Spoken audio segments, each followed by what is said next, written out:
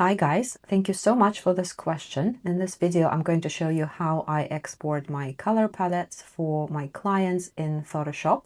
The first thing you want to do is make sure your swatches panel is selected.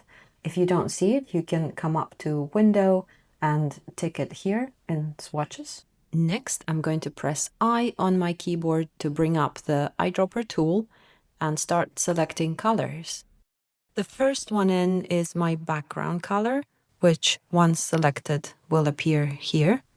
And I'm just going to press plus to add it to my swatches panel. If I squint my eyes, I can see there's this darkest green, a medium green, and this lovely dusty light green, which I will select all of and add to the swatches panel as well. There is also this deep red color and a slightly lighter red I'm going to add as well.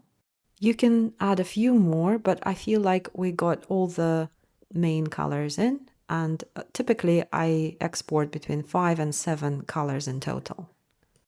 So now the next thing I need to do is hold down Shift and select all of these. Right click and export selected swatches. The format Photoshop will export this in is ACO, which stands for Adobe Color, and I'm just going to give this file a name.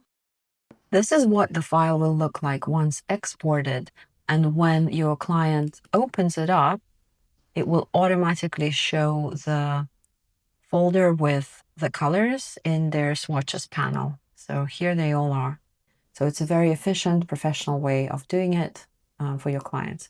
One thing I want you to be aware of is if we right click on it, and I remember how I showed you that we were exporting selected swatches and the format is ACO, it will only open in Photoshop. If you want to use a format that will work across other Adobe programs, you would need to export it as ASE. This is a more versatile format which will work in Illustrator, InDesign, and any other programs of Adobe.